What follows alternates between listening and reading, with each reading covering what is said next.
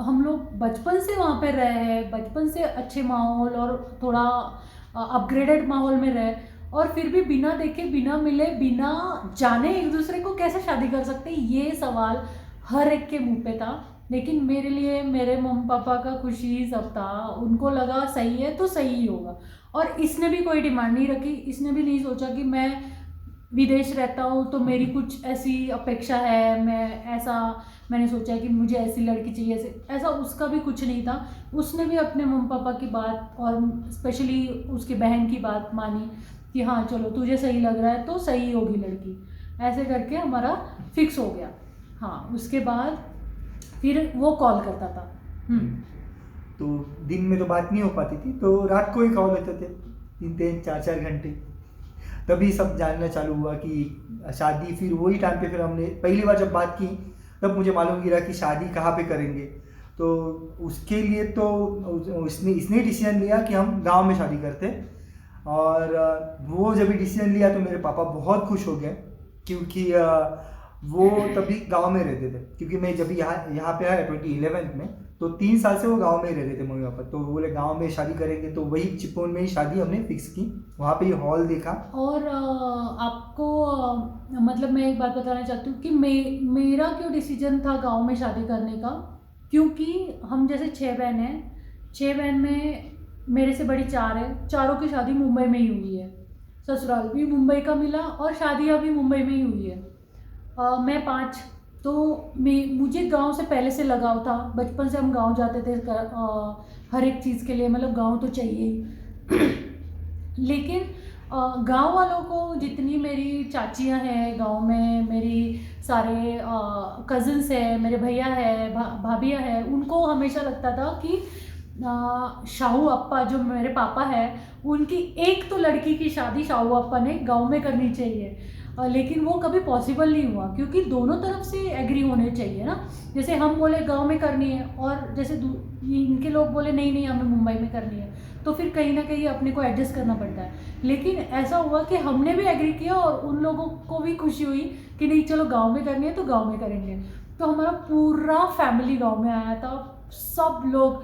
और पहली बार गांव में हल्दी हुई, नाच गाना हुआ, डीजे चला, और जो धमाल हुई, मतलब मेरे शादी में जो धमाल हुई वो बाकी मेरी कोई बहनों की शादी में नहीं हुई जितनी मेरी शादी में हुई। क्योंकि सारा गांव इकट्ठा हो गया और लोग इतने ज़्यादा खुश थे कि सबको यही लगा कि इतनी पढ़ी लिखी लड़की होने के बाद भी उसने गांव में शादी के लिए हाँ हाँ कर दी। लेकिन ऐसा कुछ नहीं था, हम गांव से जुड़े हुए हैं, वो हमारी मिट्टी है। तो मुझे तो कभी भी ऐसा फील नहीं हुआ अरे क्यों गांव में शादी करनी है, मैं तो बहुत ज़्यादा खुश थी कि गांव में शादी करनी है। हाँ, तो बाद में हम बात करने लग गए। बाद में बात करने लगे, फिर शादी तय हो गई थी 25 मई। लेकिन जैसे कि मैं यहाँ पे जो काम करता हूँ, तो वहाँ पे मुझे छुट्टी जल्दी से नहीं मिल रही बीच थी। बीच में ना ये स्लो बोलता है, माइक है नहीं, फिर आपको लगेगा क्या बोल रहा है, कुछ समझ में नहीं, इसके लिए मैं बीच में बोल रही हूँ मोटा ने बोल इग्नोर। हाँ, तो फिर मुझे छुट्टी मिली 15 मई से 5 जुलाई तक, यानी 1.5 महीने की छुट्टी ऐसे मिली। तो फिर मैं बोला ठीक है, तो वो हिसाब से मैंने बताया कि अभी 15 मई को मैं आऊँगा। और मैं खुश, एकदम खुश कि अरे हाँ अभी तो मुलाकात हो गई, ऐसे शादी फिक्स हो गई।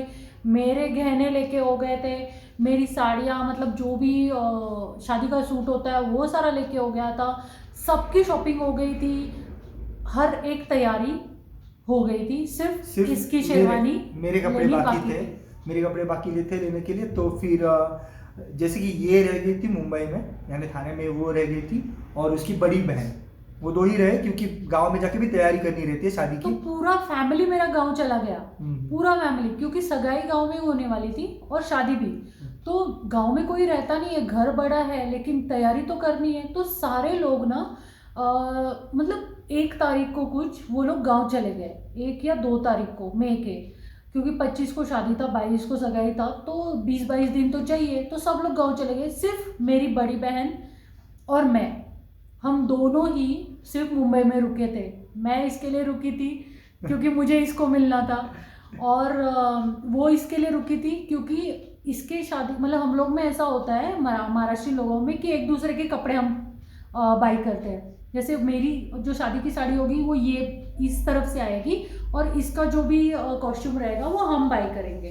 तो इसका बाकी था, मेरा तो हो गया था, तो दीदी के ऊपर रिस्पॉन्सिबिलिटी था कि इसका शॉपिंग वो करवाएगी। मतलब पापा ने बोल के रखा था कि तू रहना और जमाई जब भी आएंगे तो उनका शॉपिंग कर लेना। और उसी दिन रात को हमारा ट्रेन था गांव में जाने का, तो मतलब हमारे पास हार्डली 3 से 4 घंटे थे। 3 से 4 घंटे बस। हाँ, तो अभी वो कैसे आया, 15 का टिकट था उसका। 15 का टिकट था, फिर 15 से यहाँ से फ्लाई हुआ केन्या से। 16 को मैं सुबह पहुंचा, फिर बाद में वहाँ से कॅन्सल झालेली तुझी 15 तारखेची कॅन्सल झाली, 16 तारखेला आलो ना मी, 16 तारखेला सकाळी। हाँ, और पता है क्या, मतलब मैंने बनाए थे गुलाब जामुन। मुझे मीठा बहुत पसंद था वो टाइम पे। हाँ। अभी भी पसंद है लेकिन मैं उतना नहीं मैंने खाता। उसका कम कर दिया है क्योंकि बहुत ज़्यादा मीठा खाता था ये। और मुझे मतलब जैसे हमारी बात हुई तो मुझे इतना पता चला कि इसको मीठा पसंद है और गुलाब जामुन बहुत अच्छे लगता है इसको। तो मैंने ना पूरा ऐसे पतीला भर के लगभग 50 से 60 गुलाब जामुन सिर्फ इसके लिए बनाए थे। और जब इसने बोला ना मेरा आज का तो कैंसिल हो गया, अभी कल देखता हूँ मैं, तो इतना ज़्यादा मैं रो रही थी। मेरी बहन आके मुझे बोली क्या हो गया, बोली रोहित नहीं आ रहा, मेरे वो देखना मैंने इतने गुलाब जामुन इतनी तैयारी की उसके लिए और वो नहीं आ रहा। इतनी रो रही थी, पूरी रात रो के निकाली मैंने। और उस दिन तो 15 को जैसे नहीं आया, जो मैं 2-2.5 महीने से हम एक दूसरे का वेट कर रहे थे मिलने का, लेकिन वो 15 को नहीं आ पाया। तो वो मैं 16 को पहुंचा। 16 को आया। 16 को पहुंचा, फिर हमने 17 को शॉपिंग की। इन्होंने फिर टिकट इनकी एक्सटेंड कराई एक दिन से, तो हमने 17 को मिले पहली बार, लेकिन ज़्यादा देर नहीं मिल पाए क्योंकि टाइम नहीं था। क्योंकि मैं सुबह पहुंचा, 17 तारीख को सुबह पहुंचा, फिर बाद में दोपहर को हम मिलने गए। दोपहर को मैं मिलने गया घर पे। फिर और वो एक्साइटमेंट ऐसी थी ना, मतलब ये तो एकदम फीका फीका बता रहा है मिले हाँ हो गया ऐसे नहीं हुआ था। मतलब वो तभी तो मैं घर पे अकेले थी, गुलाब जामुन बनाए थे और जैसे इसके शॉपिंग के लिए निकलना था तो मेरी तैयारी हो गई थी कि इसके साथ ही हम निकलने वाले थे, थाना में शॉपिंग करने वाले थे। दीदी वहाँ से डायरेक्ट थाना आने वाली थी और हम रिक्शा से गए बाद में। तो जब इसको मैंने ऐसे पहली बार देखा ना, तो मतलब वो टॉप ऑफ द वर्ल्ड का एक फीलिंग था। इसको क्या फील हुआ वो तो वो बताएगा, मैं क्यों बताऊं। हाँ, कुछ चीज़ें ना लफ्ज़ों में नहीं बयां कर सकता। मैं इतना भी ज़्यादा एक्सप्रेसिव नहीं हूँ, जैसे आपको मालूम गिर गया होगा। इतने सारे वीडियो में मैं कभी आता हूँ तो कुछ बात ही नहीं करता तो मेरे हिसाब का भी यही बात करेगी। नाही पण तुला काय वाटलं ते सांग ना। मराठी समझा ना आपको? मराठी तो नहीं, ऐसे नहीं है, लेकिन मैं बहुत खुश था कि जैसे हम बात कर रहे थे और पहली बार जब मिला तो कुछ अलग ही फीलिंग थी। कि ऐसे लग ही नहीं रहा था कि हम पहली बार मिल रहे हैं।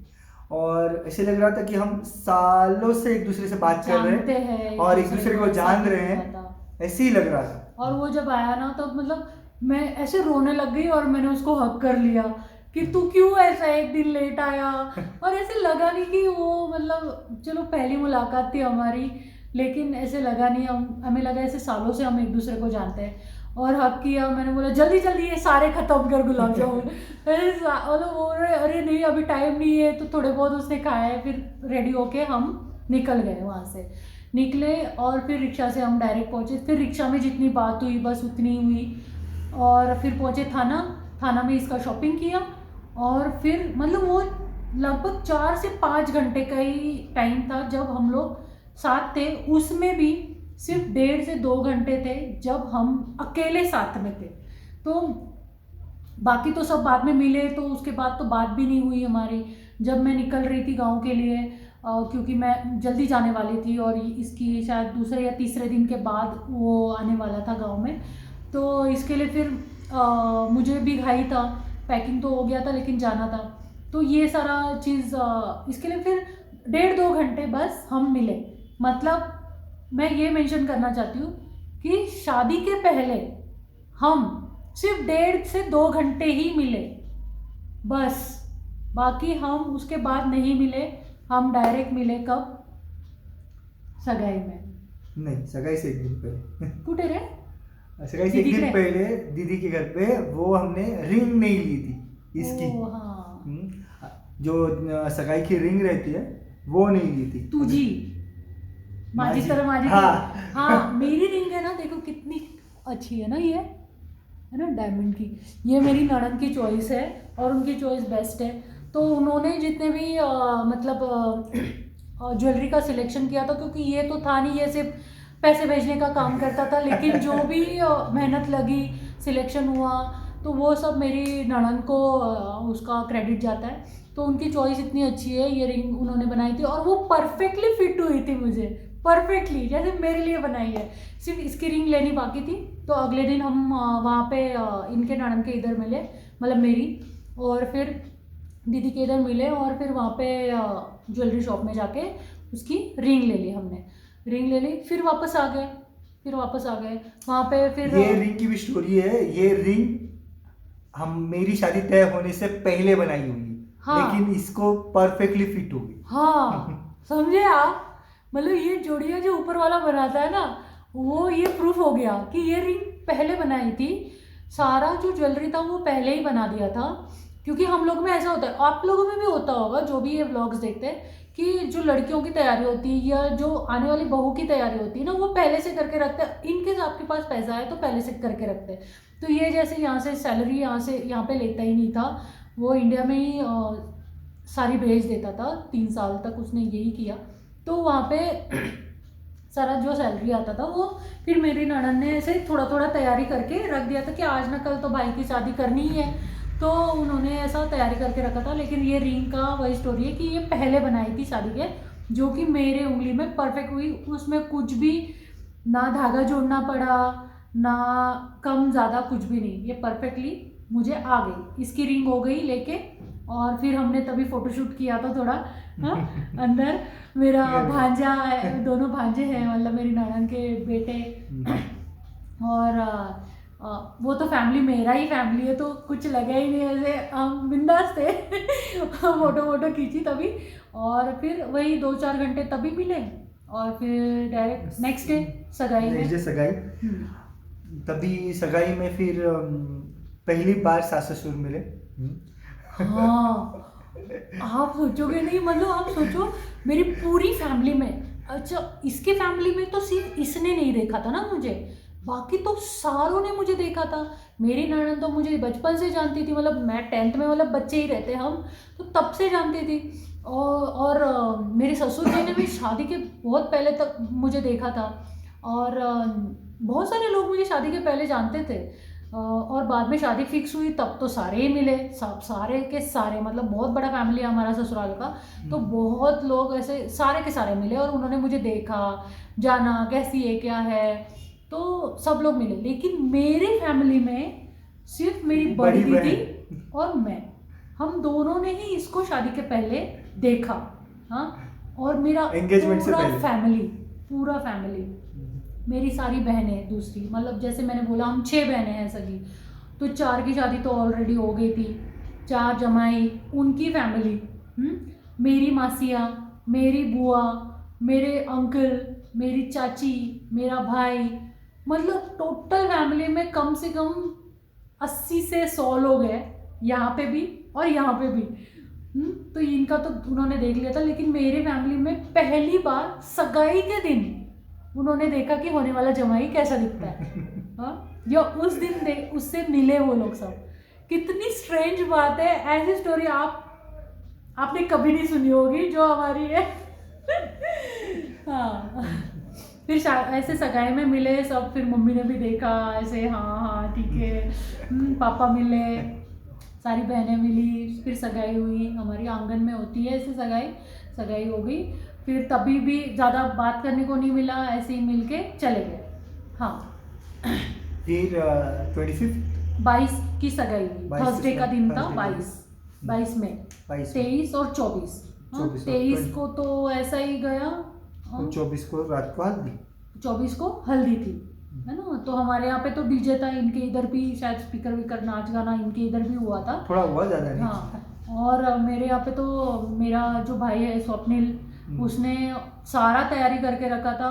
उसने बोला कि मेरे बहन की शादी और पहली शादी गांव में हुई है आपा की लड़की की, तो बस हम सब सारा तैयारी कर लेंगे। तो डीजे मंगाया था और पूरा गांव ऐसे नाच रहा था जैसे, और बहुत लोग थे और बहुत लोगों ने बहुत धमाल की। तो मैंने भी कुछ डांस किया। सब लोग बोले नहीं नहीं नहीं, तू तू तू तो दुल्हन है। मेरा अरे यार डीजे है और मैं नहीं नाचूंगी, ऐसा हो सकता है क्या?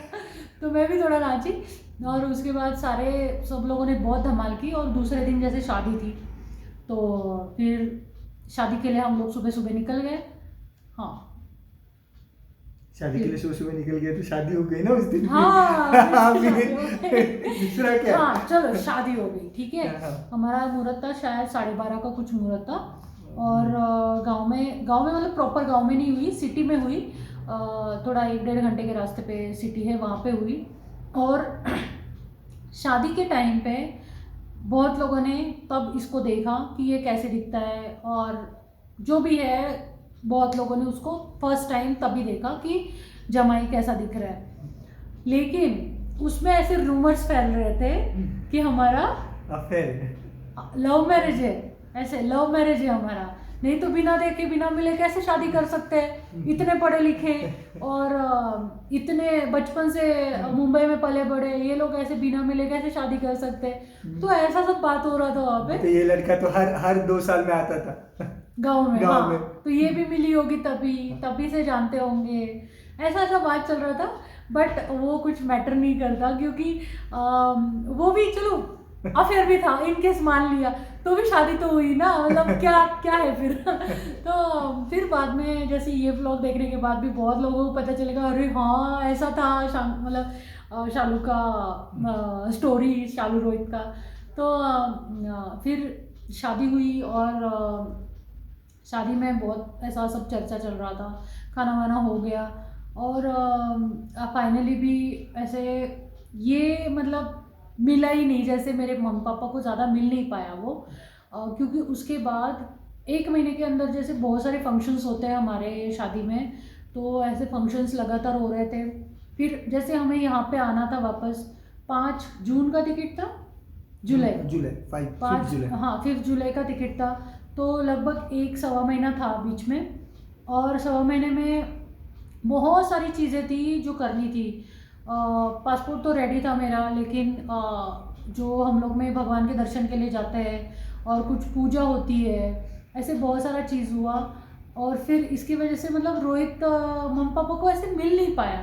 तो मम्मी और पापा को ऐसे हमेशा फिक्र लगी रहती थी कि पता नहीं, ऐसे हमने हाँ तो कर दी, शादी भी करा दी, लड़का भी दिखने में अच्छा है, सब सही है, लेकिन असली जो नेचर है वो तो बाद में ही पता चलता है ना, कि उसको तो मिले भी नहीं हम। अब लड़की परदेश जा रही है, पता नहीं कैसे रहेगा वो, एक्चुअल नेचर रोहित का कैसा रहेगा। तो ऐसे बहुत वरीड रहते थे वो लोग। और हमेशा फिर मम्मी ऐसे फ़ोन पे हाँ क्या चल रहा है, ऐसे मतलब डायरेक्ट नहीं पूछती थी, कभी भी इनडायरेक्ट पूछती थी कि तू ठीक है ना, तू ऐसे है ना, ऐसे मतलब सब सही है ना।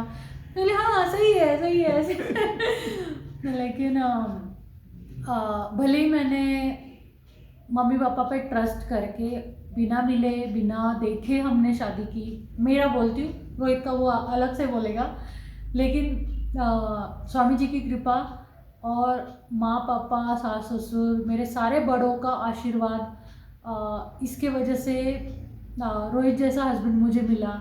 और I am really thankful to all of them कि मैं खुद तो कुछ डिसीजन लेने के लायक मैं समझती भी नहीं हूँ अपने आप को। जॉब कर रही थी, अच्छी जॉब थी, पढ़ी लिखी थी, इसका मतलब ये नहीं कि मैं सारे खुद के डिसीजन ले सकती हूँ। अपने माँ बाप अपने लिए कभी भी गलत नहीं सोचते और गलत डिसीजन हमारे लिए कभी भी बच्चों के लिए नहीं ले सकते। ये ट्रस्ट मुझे उन पे था और उनको मेरी ननद पे ज़्यादा था कि वो लड़की अच्छी है तो उसका भाई भी अच्छा ही रहेगा। तो इस हिसाब से मतलब मैंने भी हाँ करी थी। और देखिए अभी 8 साल हो गए, 8 साल में हमारे 2 बच्चे भी हो गए। दिव्यांश जैसे 4.5 साल का है, मायरा 2.5 साल की है, तो एक लड़का एक लड़की है।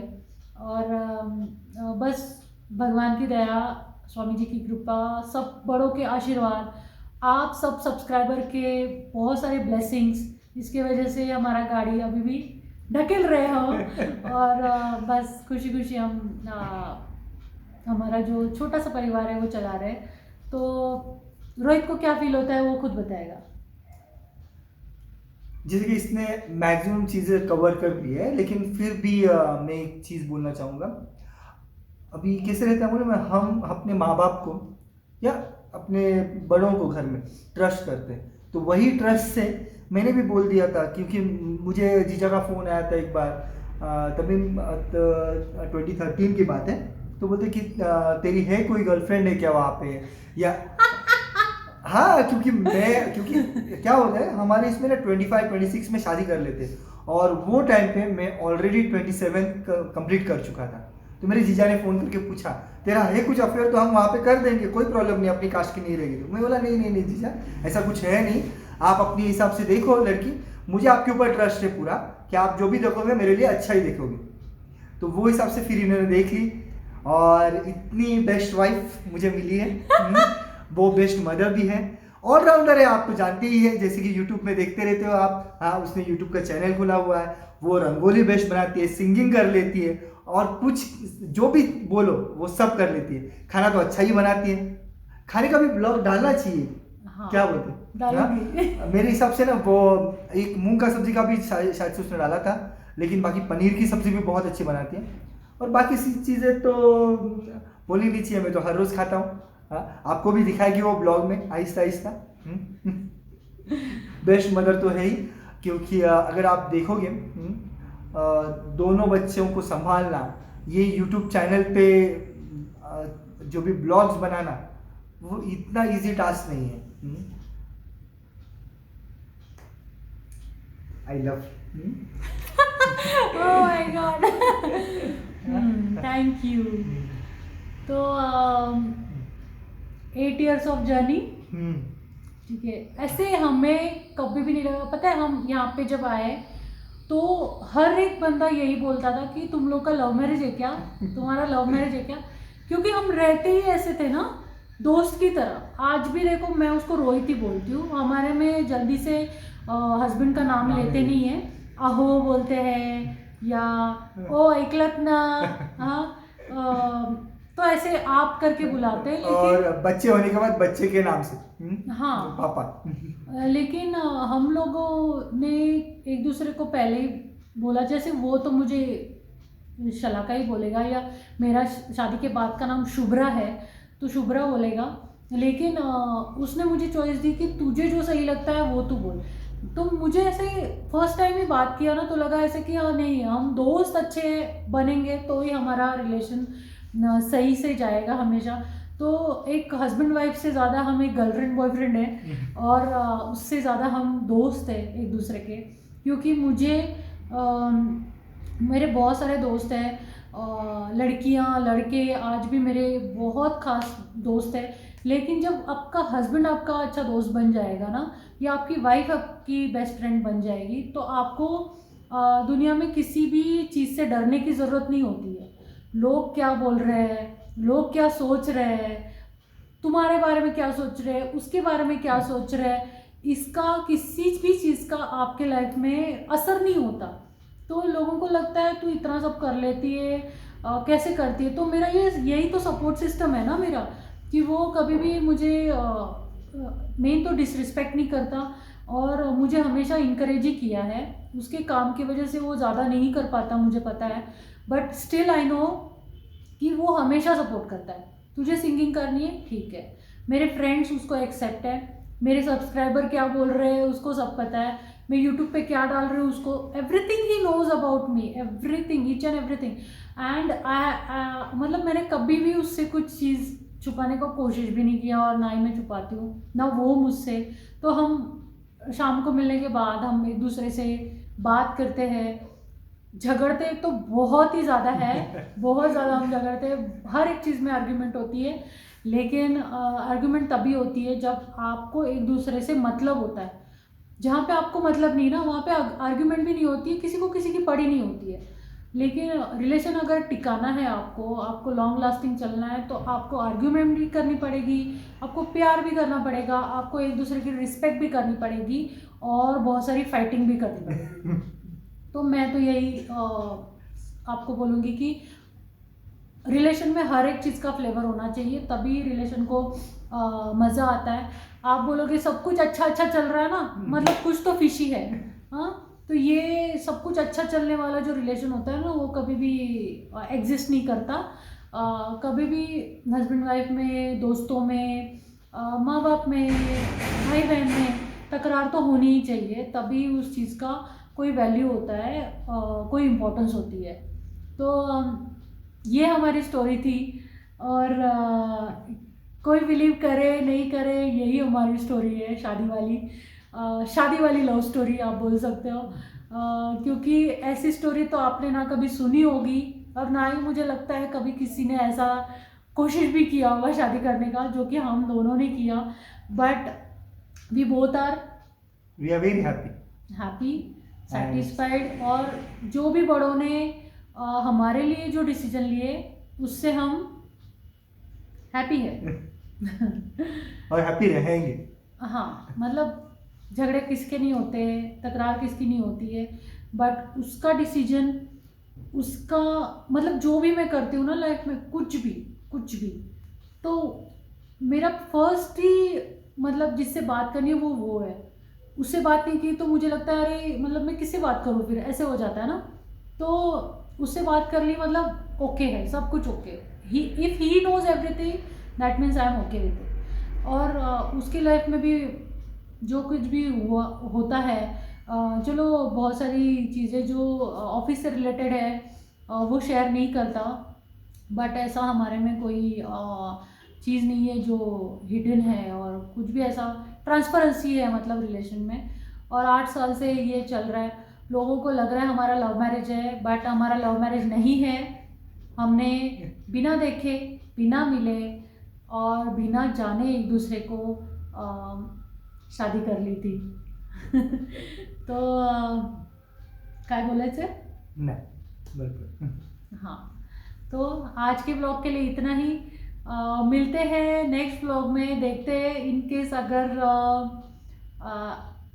कुछ प्रॉब्लम चल रहा है, इसकी वजह से सेलिब्रेशन का कुछ डिसाइड नहीं है, कुछ ऐसे ही चल रहा है। प्रॉब्लम तो चालू ही रहते हैं लाइफ में, तो ऐसा कुछ प्रॉब्लम की वजह से सेलिब्रेशन का डिसाइड नहीं है, बट स्टिल अगर कुछ भी सेलिब्रेट करता है होता है तो आपके साथ तो ज़रूर शेयर करूँगी। तो बस ये हमारी 8 इयर्स ऑफ मैरिज की जर्नी, या कैसी हुई हमारी शादी, वो एक मिस्ट्री थी, एक स्ट्रेंज था कि किसी को विश्वास नहीं होगा। बस यही बताने के लिए ये व्लॉग बनाया था। और चैनल पे नए हैं तो आप सब्सक्राइब ज़रूर कीजिए, कोकण टू केन्या के सारे ब्लॉग्स देखिए। और तब तक के लिए श्री स्वामी समर्थ। हाँ। तब तक के लिए श्री स्वामी समर्थ। बाय। बाय।